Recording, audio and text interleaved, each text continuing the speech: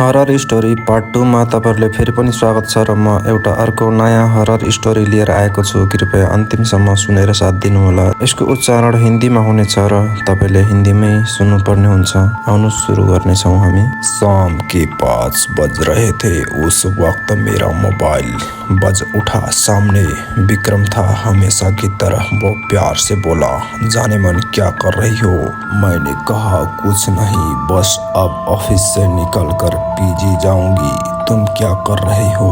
और सामने से जो सुना उस पर विश्वास नहीं हुआ। विक्रम बोला, जान पैकिंग कर लो, हम घूमने जा रहे हैं। आज फ्राइडे है, मंडे भी ऑफ है और ट्यूशन की मैं छुट्टी ले लूंगा। तुम बस पैकिंग करो और रास्ते के लिए कुछ खाना पैक करवा लेना, मैं जल्दी पहुंचता हूँ। विक्रम भी ना सरप्राइज कर देता है कभी कभी।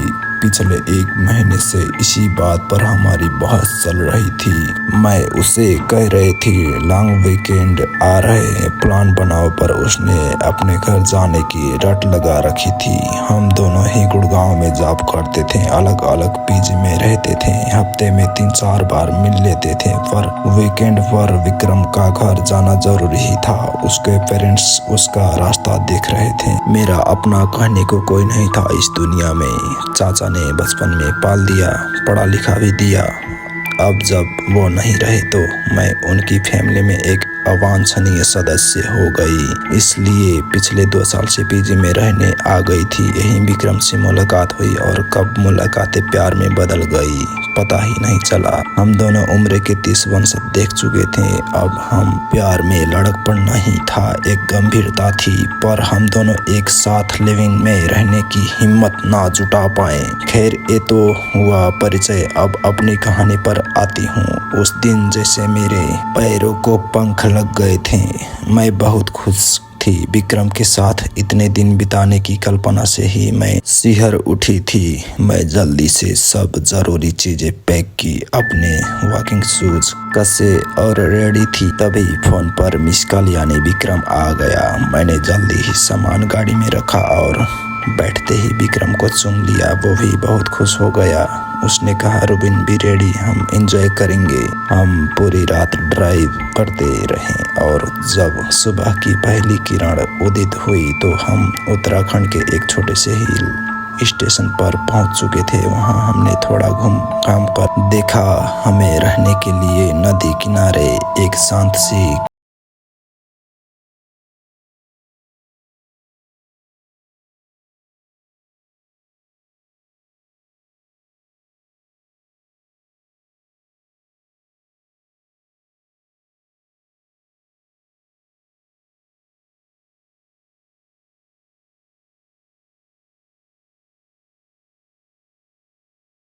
कपड़े पहने और खाने के लिए कुछ ढूंढने लगी। तभी मुझे लगा जैसे कोई गुनगुना रहा हो। मैंने दरवाजा खोला तो लकी के आखिरी हिस्से में बड़ी सी खिड़की पर एक लड़की अपना सर टिकाए खोई हुई सी गुनगुना रही थी। उसकी पीठ मेरी ओर थी और उसके बाल घुंघराले, बिखरे हुई स्याह काले। मुझे लगा यहाँ कोई और भी है। चलो अच्छा है, साथ में कोई अपनी उम्र का है, ट्रेकिंग में मजा आएगा। तभी विक्रम ने मुझे आवाज दी, जान कहाँ गई? और तभी उस लड़की ने मुड़कर मुझे देखा। वो बहुत ज्यादा गोरी थी। मुझे देख वो मुस्कुरा दी। मैंने भी मुस्कुराकर उसका प्रत्युत्तर दिया। हम तैयार होकर लगभग 4 बजे के करीब कस्बे की ओर निकले। मैं और विक्रम दोनों भूख से परेशान थे। आगे कुछ दूरी पर एक छोटा सा ढाबा दिखा। वहाँ हमने चाय और आलू के पराठे खाए। ढाबे का मालिक एक बूढ़ा सा आदमी था। वो कहने लगा, आप लोग कहाँ रुके हो? हम लंच बॉक्स भी भेज सकते हैं। जब हमने बताया हम कहाँ रुके हैं तो उस बूढ़े और ढाबे पर 2-3 लोग की आंखें फैल गई। कोई कुछ बोला तो नहीं, पर कानाफूसी होने लगी थी। मुझे थोड़ा अजीब लगा, पर हम उस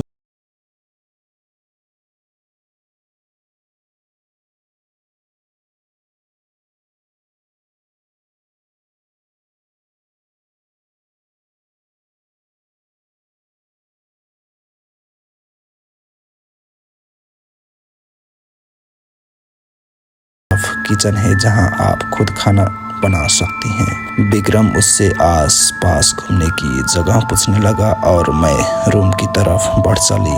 लॉबी पर पहुंचते ही मुझे ठंडी हवा का एहसास हुआ। मैं चाबी अभी कीहोल में लगा ही रही थी। मुझे साथ के कमरे से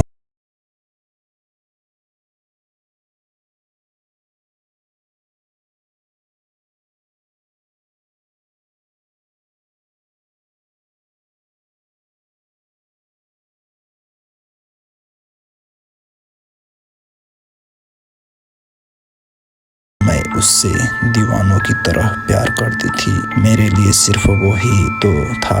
उसका प्यार जिस शर्त पर मिले मुझे मंजूर था। उस रात मैं बहुत सुकून से थी विक्रम की बाहों में। बाहर किस पहर बारिश शुरू हो गई थी, पता ही नहीं चला। मुझे प्यास लगी थी। फोन उठाकर देखा तो रात के 2 बज रहे थे। बारिश की रिमझिम और रात का सन्नाटा अलग ही दुनिया लग रही थी। मैंने विक्रम को देखा।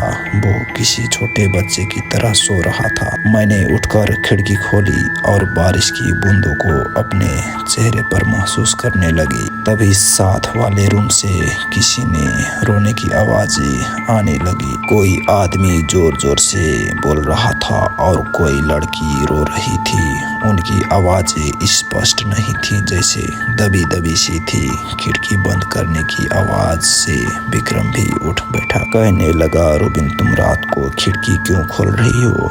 यहाँ कॉटेज नदी के पास है, जंगली जानवर भी आ सकते हैं। मैंने तब दिन में मिलने वाली वो बिखरे बालों वाली लड़की का जिक्र किया। मेरा ख्याल था वो कोई विदेशी है। विक्रम बोला, उन्हें छोड़ो, कल तुम्हें एक वाटरफॉल पर ले जाऊंगा। अभी इधर आओ और मुझसे लिपट जाओ। सुबह बड़ा फ्रेश मूड था। हम जल्दी से नाश्ता करके वाटरफॉल की तरफ निकल पड़े। जाते जाते शिबू ने कहा, आप वाटरफॉल नीचे से ही देखिएगा, ऊपर चोटी पर मत जाइएगा। उस चोटी से फिसल कर बहुत लोग जान गंवा चुके हैं। लगभग 3 किलोमीटर की ट्रेकिंग करके हम उस वाटरफॉल तक पहुंचे। वहां काफी चहल पहल थी। पर्यटकों के साथ साथ लोकल लोग भी थे।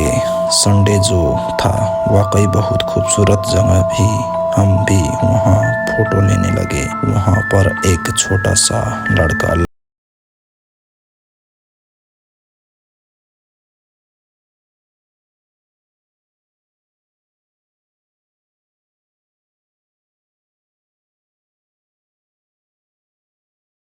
विक्रम उससे बातें करने में व्यस्त हो गया। मैं कैमरा लेकर थोड़ा और ऊपर को चढ़ने लगी। एक पतली सी उबड़ खाबड़ पगडंडी सी थी जो वाटरफॉल के साथ साथ चल रही थी।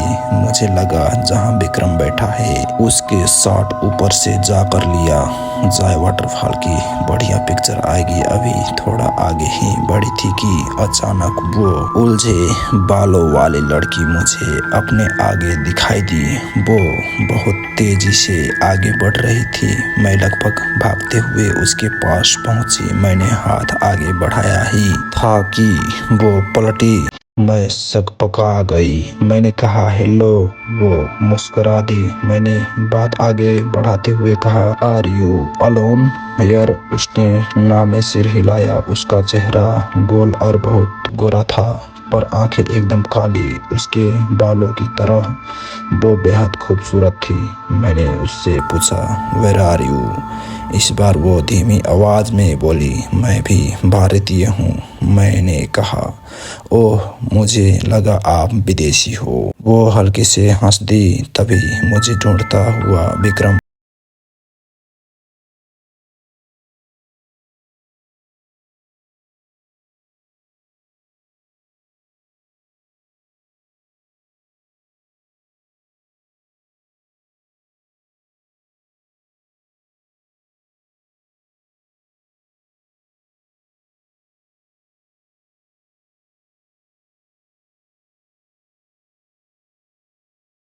पर सारा वापिस नीचे की ओर नहीं आई। मैंने कहा चलो बाजार घूम आते हैं, पर विक्रम का मूड कुछ और था। हम वापिस कॉटेज पहुंचे। वापसी के सारे रास्ते विक्रम शरारत करते हुए आया था। कभी गले लगा लेता, कभी चूम लेता, कभी गोदी में उठा लेता। मुझे लग रहा था काश ये वक्त यहीं रुक जाए, हम हमेशा यहीं रह जाएं। जब मेरी नींद खुली, विक्रम बिस्तर पर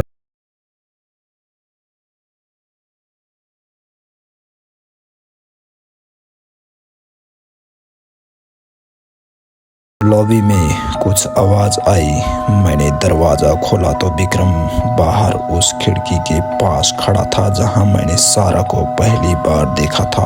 उसी तरह सर टिकाए हुए बाहर देखते हुए, जनाब कहाँ खो गए? विक्रम पलटा और बोला, मुझे कोई उदास सी धुन सुनाई दी। उसका पीछा करते करते यहाँ आ गया। साथ वाले दरवाजा हल्का सा खुला हुआ था। मुझे जिज्ञासा हुई सारा वापस आई कि नहीं। मैंने देखा तो रूम बिल्कुल खाली था। पलंग पर एक भी सिलवट नहीं, पर्दे लगे हुए। मुझे लगा सारा शायद चली गई। हमने डिसाइड किया आज डिनर खुद ही बनाएंगे। विक्रम ने शिबू से चिकन और बोड़का ले आने को कहा। हमने कॉटेज के आंगन में आग जलाई, साइड में ही चूल्हा मंगा लिया। बोड़का देख शिबू भी हमारे साथ बैठ गया। मैं चिकन पकाने लगी। रात बढ़ती जा रही थी। शिबू 2 पैक लगाने के बाद सेंटी हो गया था। कहने लगा, बाबूजी हमें भी दिल्ली ले चलो, अपने पास रख लेना, सेवा कर देंगे। विक्रम उसे समझाने लगा, अरे तुम तो जन्नत में रहते हो, यहाँ काम भी कम है, आराम से रहो। आज तो कॉटेज में हम अकेले ही गेस्ट हैं। शिबू ने कहा, साहब पिछले कुछ महीनों से आप ही अकेले गेस्ट हो। मैं और विक्रम एक दूसरे की शक्ल देखने लगे। हमने कहा अच्छा एक कपल और भी था हमारे साथ वाले रूम में। आदमी को तो नहीं देखा, पर लड़की से मैं कॉटेज और फिर वाटरफॉल पर भी मिली।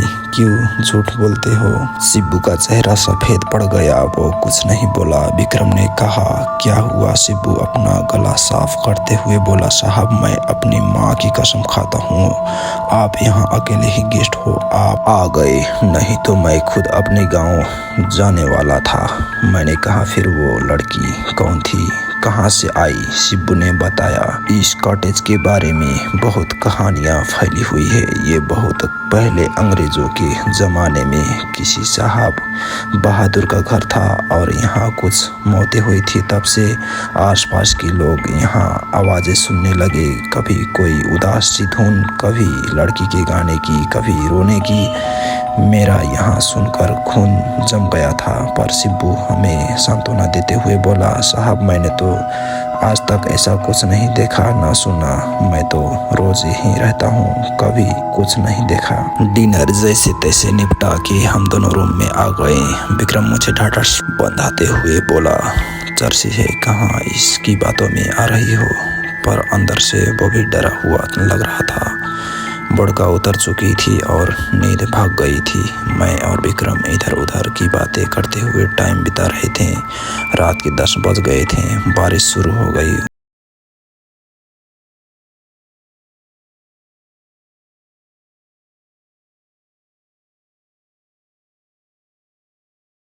मुझे लगा जैसे मेरे ऊपर कोई झुका हुआ है। मैंने आंखें खोली तो सारा थी। सारा कंधों से पकड़कर मुझे उठा रही थी। मेरा नाम बार बार पुकार रही थी। उसकी आवाज़ किसी कुएं से आती हुई लग रही थी। मैं हड़बड़ा कर उठी। सारा मेरा हाथ पकड़कर मुझे खींचती हुई अपने साथ ले जाने लगी। डर के मारे मेरे गले से आवाज़ तक नहीं निकल रही थी। मैंने पीछे मुड़कर देखा, विक्रम बिस्तर पर ही था।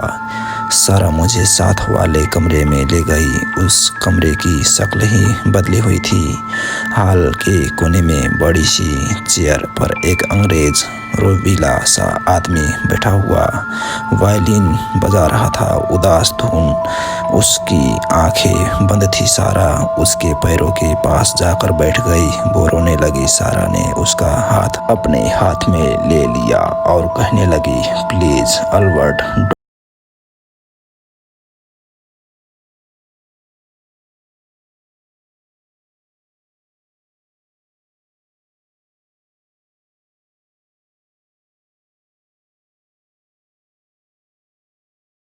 थी।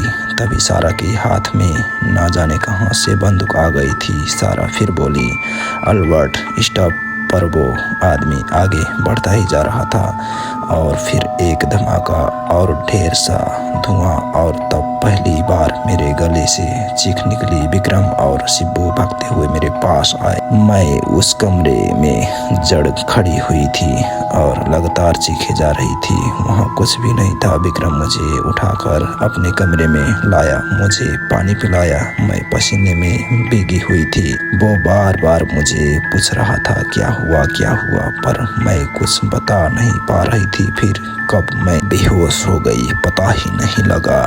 जब मेरी आँख खुली सवेरा हो गया था। विक्रम परेशान सा मेरे सिरहाने बैठा हुआ था रूम के दूसरे कोने में। शिब्बू दीवार से सर लगाकर रूंग रहा था।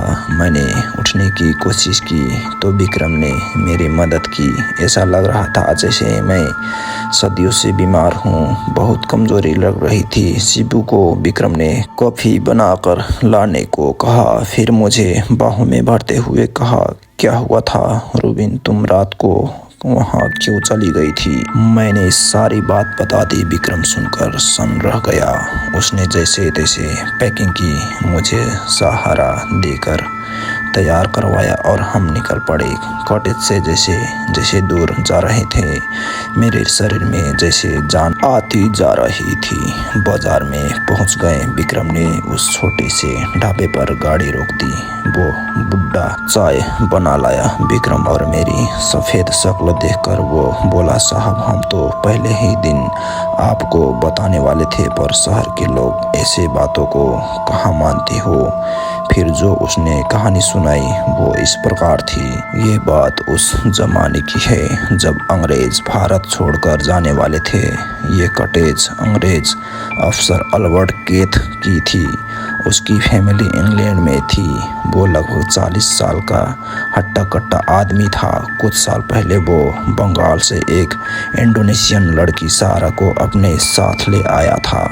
वो बेचारी उससे बहुत प्यार करती थी, पर जब अंग्रेज भारत छोड़कर जाने लगे तो अल्बर्ट सारा को छोड़कर जाने लगा। उसे वो साथ कैसे ले जाता? इंग्लैंड में उसकी बीवी और 4 बच्चे थे। सारा सारी जिंदगी जिसे प्यार समझ रही थी वो तो बस मन बहलाव था। उसने बहुत कोशिश की अल्बर्ट ना जाए, पर वो ना माना और फिर सारा ने उसे गोली मार दी और खुद वाटरफॉल से छलांग मारकर आत्महत्या कर ली। तब से ही उनकी आत्मा भटक रही है। मैं सारे रास्ते यही सोचती हुई आई कि क्यों सारा ने मुझे चुना। क्या वो कुछ बताना चाहती थी, मुझे इशारा करना चाहती थी। जब गुड़गांव करीब आने लगा तो मैंने विक्रम को कहा, क्या तुम भी मुझे छोड़ तो नहीं जाओगे? हमारे रिश्ते का भी तो कोई नाम नहीं। विक्रम मेरी और हैरानी से देखने लगा। वो कुछ नहीं बोला। जिंदगी वापस आकर फिर बिजी हो गई। एक शाम मेरा फ़ोन बजा। हेलो जाने मन, रेडी हो जाओ, मम्मी पापा आ रहे हैं। उलझे बालों वाली लड़की ने मेरी ज़िंदगी सुलझा दी थी और एक कहानी यहीं ख़त्म होती है। और आप एक कहानी सुनकर क्या शिक्षा हासिल की, आप कमेंट कर सकते हैं। धन्यवाद।